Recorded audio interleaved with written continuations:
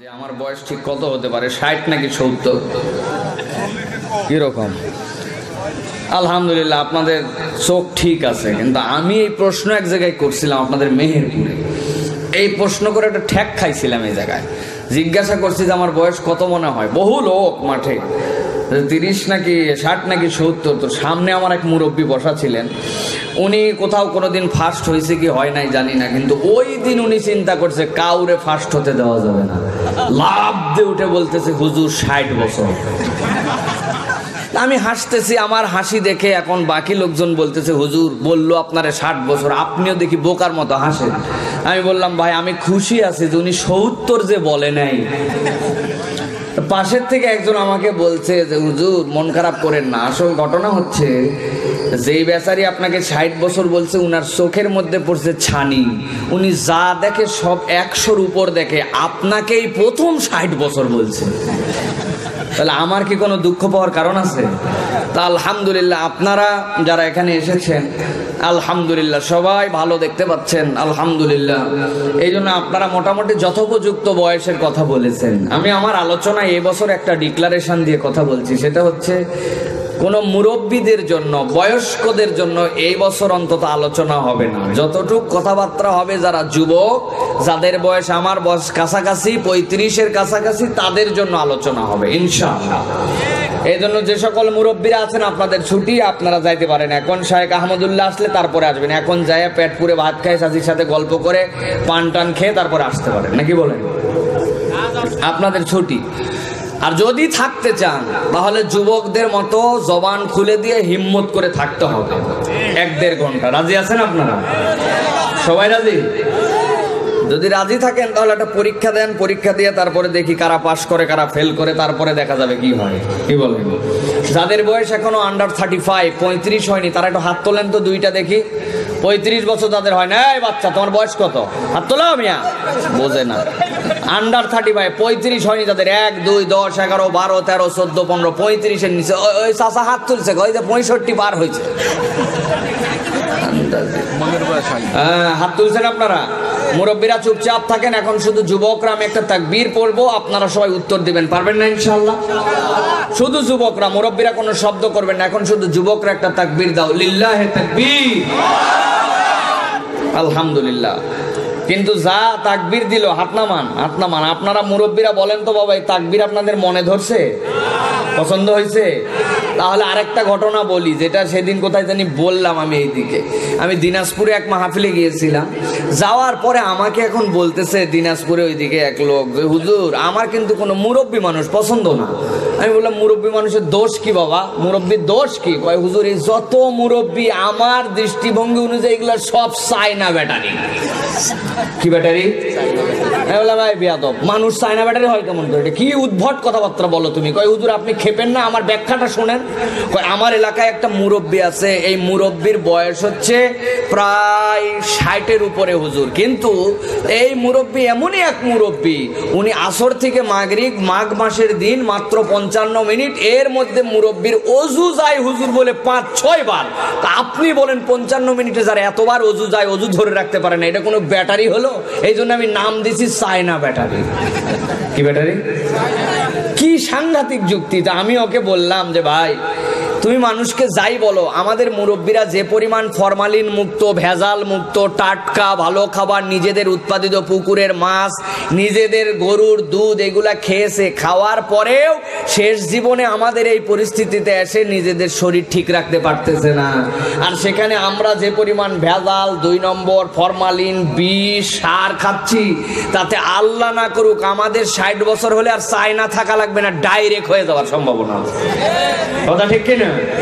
কিন্তু এই যুবকরা যে তাকবীর এখানে দিল, এই তাকবীর শুনে মনে হলো মুরব্বীরা চায়না হলে এগুলা ঢাকার মেড ইন জিনজিরা কোম্পানির ব্যাটারি। ঠিক কিনা? তাকবীরের জোর হয়েছে বাবা, হয়েছে? আপনারা যারা মুরব্বী আছেন, যাদের বয়স 35-এর উপরে, আপনারা একটা তাকবীর দিয়ে দেখাতে পারবেন যে মাঠের মধ্যে আপনারা আছেন? পারবেন আপনারা? যদি বলেন তাহলে আপনাদেরকে একটা তাকবীর দিয়ে আমি আমার মূল আলোচনার সাথে সাথে প্রবেশ করব। আপনারা রাজি আছেন? দেখি এখন শুধু যুবকরা চুপচাপ থাকো, চায়না ব্যাটারি মুরব্বীরা একটা তাকবীর দিবে, পারবেন আপনারা? দেখি একটা হিম্মত করে মুরব্বীরা তাকবীর দেন তো, লিল্লাহে তাকবীর।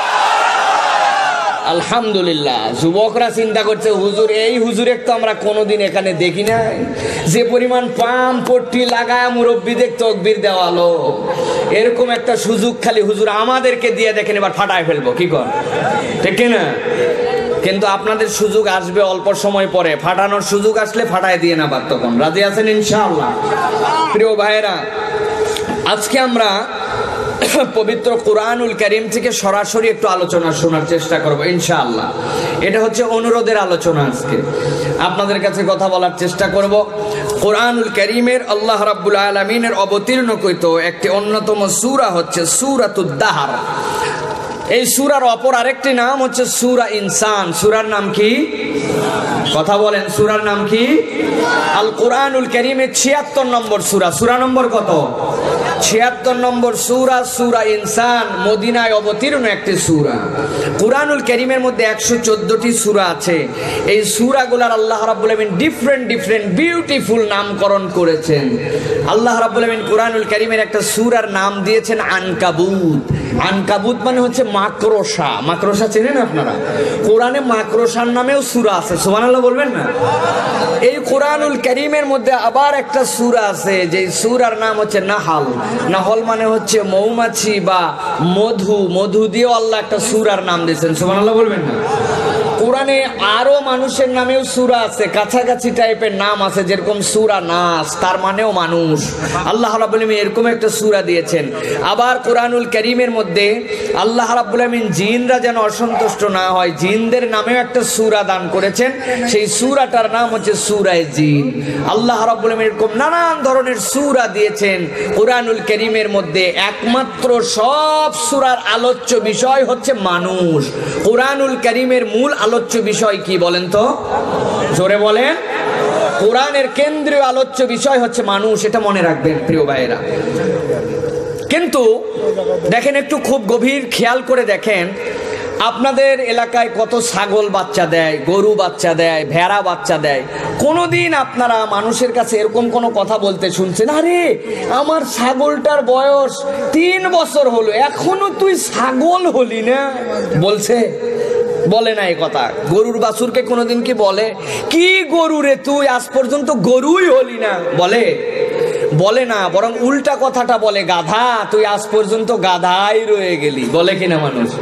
তার মানে বোঝা যায় পৃথিবীতে মানুষ ছাড়া যতগুলা প্রজাতি আছে, তারা যে হাইসিয়াতে আসে ওই হাইসিয়াতের উপরেই তারা দায়েম থাকে, ওই চরিত্র, ওই ক্যারেক্টারিস্টিক নিয়েই তারা দুনিয়াতে বিচরণ করে।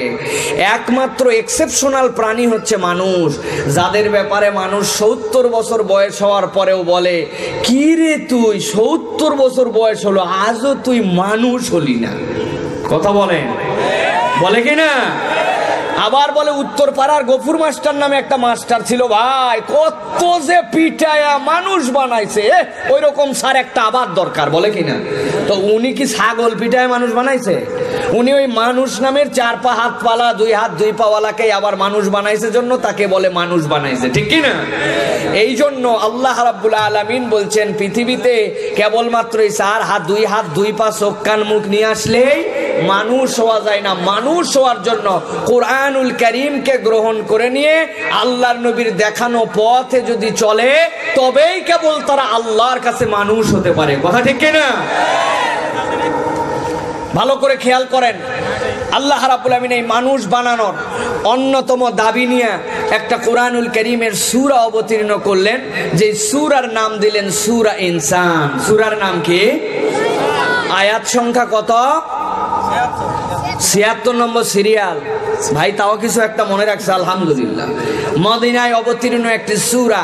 এই সূরার মধ্যে আল্লাহ রাব্বুল আলামিন প্রথম একটা আয়াতে কারিমা অবতীর্ণ করেছেন। কোরআনের অনন্যতায় ভরপুর একটা সূরা, যেই সূরায় আল্লাহ রাব্বুল আলামিন প্রথমে কোন রকম কথাবার্তা না বলে প্রথমেই দুনিয়ার মানুষের কাছে একটা প্রশ্ন দিয়ে দিয়েছেন। প্রশ্ন দিয়েই সূরা শুরু। সুবহানাল্লাহ বলেন। প্রশ্ন দিয়েই আল্লাহ রাব্বুল আলামিন মানুষের কাছে একটা সতর্কতা, মানুষের কাছে একটা কনসেন্ট্রেশন দাবি করেছেন এই সূরার মধ্যে। দেখেন, কোন একটা ছেলেকে যদি বলা হয় আগামী শনিবার বা হচ্ছে বিসিএস পরীক্ষার ভাইবা পরীক্ষা দিতে হবে, এখন সেই ছেলেটা যদি খবর পায় যে আমি টিকে গেছি 2টাতে, এখন আমাকে ভাইবাতে যেতে হবে,